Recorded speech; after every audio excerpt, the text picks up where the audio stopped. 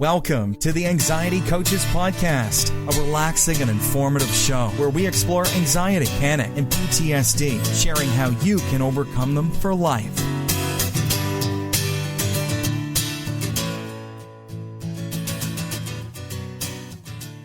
Aloha! Welcome back to the Anxiety Coaches Podcast. I'm your coach and host, Gina Ryan, and I'm really happy that you're here with us today. As mentioned in the previous episode, today we're going to take a closer look at the hows and whys of face, accept, float, and letting time pass to clear our anxiety. Remember, you have from today until June 2nd at 9 p.m. Hawaii time to enter your name and email address to win one of the 10 monthly passes that we're giving away to our group coaching monthly membership. Go on over to anxietycoachespodcast.com. On the front page there, you have a choice of entering the site or entering the drawing. So hit entering the drawing and get your name in, and you can be one of our 10 winners that we give our celebration gifts to. Remember, this was our 1 million download celebration. Thanks for being a part of it. Today's podcast is brought to you by audible.com. Get a free audiobook download and 30-day free trial at audibletrial.com/anxietycoaches. Over 180,000 titles to choose from for your iPhone, Android, Kindle, or MP3 player. And remember, as always, if you have questions that you would like to have answered on the show, or if you want to send us an audio clip of your question, have us play it on the show and have us answer it, we would love that. You can send those questions to anxietycoachespodcast@gmail.com, and we will certainly play that and answer your question here on the show. Also, if you need information about our coaching programs or other things that we do here at Anxiety Coaches Podcast, again, send us an email to anxietycoachespodcast@gmail.com or fill the form out that's on the coaching page on our website, anxietycoachespodcast.com. Today I have a review from iTunes that I'm going to read that we got. It says, the title is Awesome Help Regardless of Where You Are in Your Journey with Anxiety by TQ. And they left a 5-star rating and said, I really love Gina's episodes. I feel her experience with anxiety is very similar to mine, and her approach to managing anxiety is also similar. So that's, I wanted to read that today because I want you to know a lot of people have things happen to them and experience things in different ways. And so we are all going to jive with different people, with different modalities. And so if you are still looking for what's working for you, keep looking. And if you have questions, ask us the questions. We'd love to be able to dive deeper into what it is that you need. So let's start today's show, beginning with facing our anxiety.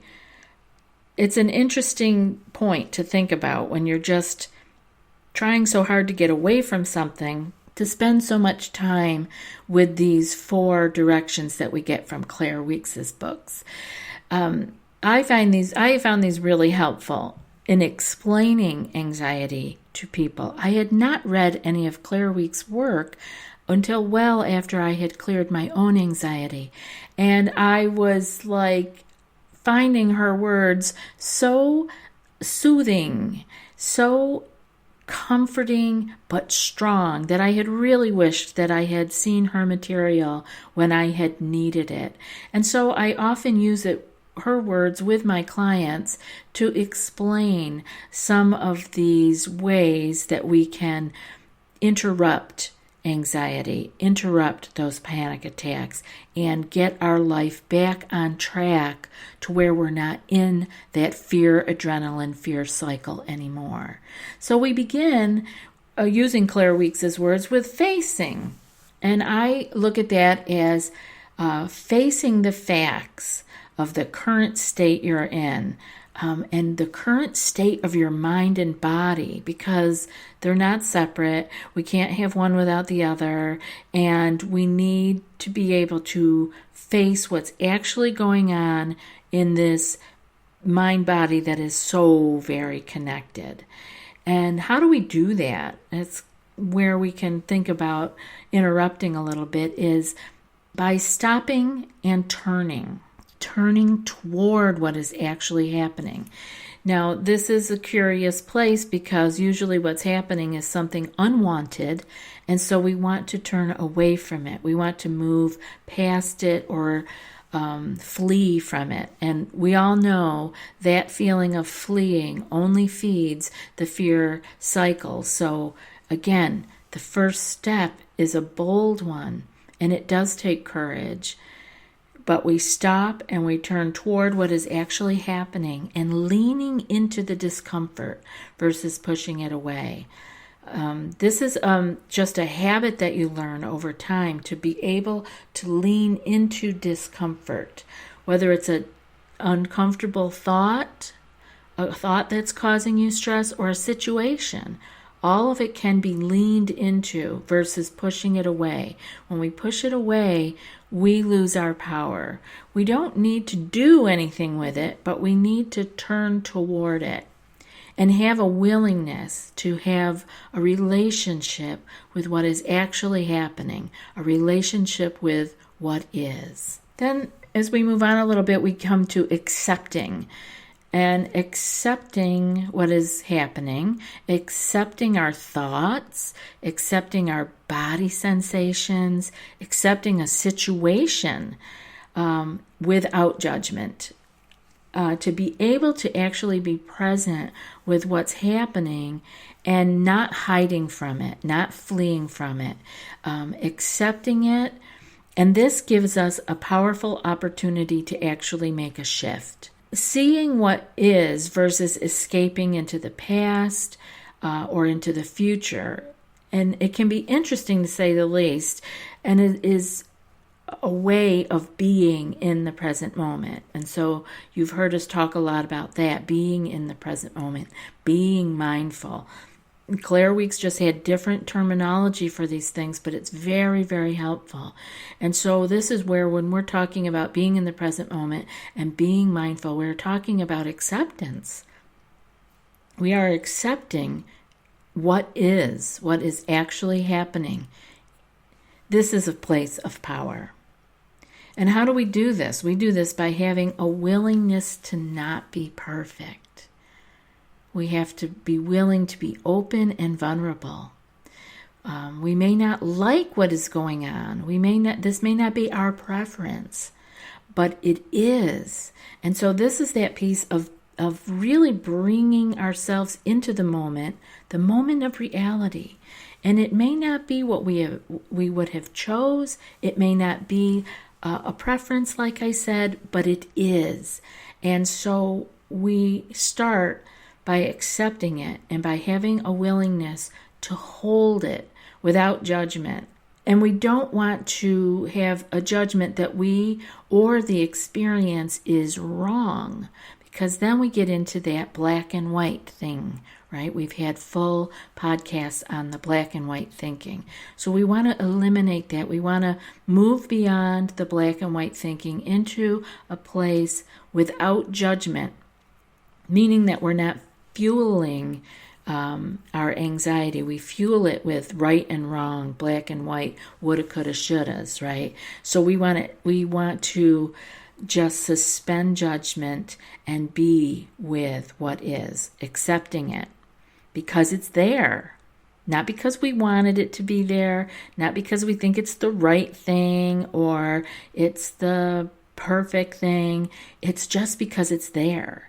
And there's a moment of clarity that happens when you have acceptance of what is, that you really begin to see that this is the place where you have choice and you have power. And now I'm moving into floating, which is what I had promised to talk about, because it is a place where there seems to be some confusion sometimes and in what it really means to float.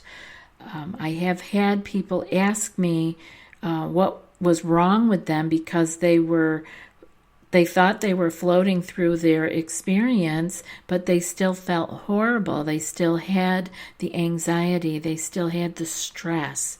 And so I want to say that floating does not mean the absence of any bodily sensations or of any fear or discomfort. Floating means that you are with it and you have let go of a need to do something with it. Okay, so floating, we can all do it. It's just like floating in the water. You actually sometimes need help learning how to do it because it seems so unnatural, but it happens quite naturally. We just have to let go. Even learning to float in the water is an act of faith, of letting go. It's about relaxing. And so we can remember that when we're in a stressful situation or an anxiety, panic situation. We can remember that we have to let go. Okay, you can just begin to see that the method that Claire Weeks had here with her 4 simple directions, that there was some real direction for us here. Because we cannot float if we have not accepted. And we cannot accept if we have not faced. So we start with the beginning and we work our way through this over and over and over. And letting go is where the tide begins to turn. You will actually feel different when you float and you are letting go. It may not be a big difference. It may be very subtle, but this is where you begin to feel a bit of difference. And we can float through a challenging experience by using our breath as our anchor and staying fully connected to our body. We don't need to flee it. We don't need to do anything to it. Or we don't need to run away, or we don't need to change the situation. We can stay, and we can stay connected to our body by just using our breath as a reminder and watching our breath. It is the struggle to do something about all these feelings and sensations and thoughts that causes us to flail about. It causes us to clench down, to become more anxious, to become more tight, nervous, and we flail about like a drowning person in the water. And this causes more fear and more danger signals to the brain, which causes the body to react again with its fight, flight, or freeze hormonal response. And that just keeps us stuck in the loop until the mind-body lets go of its own accord. As in a panic attack, as you have noticed, they don't last forever. The body will just let go. There's only so much that it can do when it is in that extreme of a panic attack. You end up feeling exhausted, and you should, because it's been a long and hairy ride. And what you need to do to stay out of that is to float. So, how do we do this floating? It sounds so delightful, and I'd do it if I could, right? Well, this is where the practice that we've been doing over and over, that we talk about on the podcast over and over, practicing meditation, practicing deep breathing or mantras, by being in prayer, doing meditative yoga or Tai Chi, doing the body scan, using biofeedback, guided imagery, Qigong, or simply using progressive muscle relaxation, as in the relaxation response. This is where they all come into play. We do these things in our better moments or in our regular routine of our day, and we do them over and over and over so that we can when we need to, float. Because those practices, those are all the ways that come to let the body know that all is well. Because we cannot be in doing relaxation and being tight and sending out danger signals at the same time. So it is through these practices of letting the body know that all is well, because we are in relaxation and deep breathing. And that in turn is turning on the parasympathetic nervous system, which brings the calm, peace, and lets the adrenaline fear cycle be released. It's interrupted. This slows down our breathing. It slows our heart rate. It decreases our blood pressure, all which really feel good and calming. And that's why I said that you will begin to feel different in floating, because you'll be doing this. Your body is going to start relaxing. And why? Because you have paved a path to that relaxation place, I call it the place behind your heart. It's like an imaginary place that you have gone to so many times that when you call it up, finally, in a moment when you need it, you can get there. Now, you can't just do it if you haven't practiced beforehand. That's why we talk about doing a meditation practice daily, because we want to be able to know how to get to that place that turns on the parasympathetic nervous system, which is where we go to when we practice our meditation, deep breathing, our mantras, our prayers, our yoga, tai chi, body scan, biofeedback, guided imagery, qigong, progressive muscle relaxation, and all of the other ones that you may have come up with. But we get there by practicing and turning on that parasympathetic nervous system over and over again in times when we don't particularly need it, but we practice it so that it is there and we know the way when we do need it. I can't stress this enough. It isn't about just knowing how to do a meditation. It's about having done it so many times that you know the way by heart. And like I said, it feels good. That's when you find yourself and you're having to float, you feel good. If you feel the calming, I know how to go there. And then in turn, you continue to send those signals. There is no danger. There is no danger here. And that the body can then not need to be in the adrenaline fear loop anymore. And we interrupt this over and over again for as long as we need to. But what we're doing at the same time is sending the signals that all is well and that we can relax, which means that we can let go. And it's in this state of letting go, this floating, that is there's so much becomes clear, and that we can, at this point, we can really begin to see that we are not our symptoms. This is the place that we can start to also see that we can tease out these bodily symptoms are not who we are. We are not the symptoms we feel, and we are not needing to keep the stress response loop going. We can let go because there is no danger. We can float through what is happening because we can send our mind the message. Our mind can send our body the message that there is no danger here because we are letting go. We are relaxing those muscles. And the more we engage with these 4 awesome directions that Claire Weeks has laid out for us, the sooner we begin to see changes in the intensity of our anxiety panic. The other things that change are the days or the hours between the flare-ups, and that we can actually learn to ride them out in a predictable manner, which in turn takes so much of the power and intensity out of the anxiety. We see that we no longer fear these times and that we have gone through them before, and we will be able to go through them again as needed. Again, something that people don't like to think about, but this really sends the body the message, I am not afraid. Because I know I can get through that should I need to. And you may be saying, right, I want it to be gone for good. I don't want it to be hanging around knowing I can handle it. I want it to be gone for good. And with time, you will be totally away from your anxiety panic forever, because you will have the ability to know that that is not a place of fear. When those symptoms come up, it is not something to fear.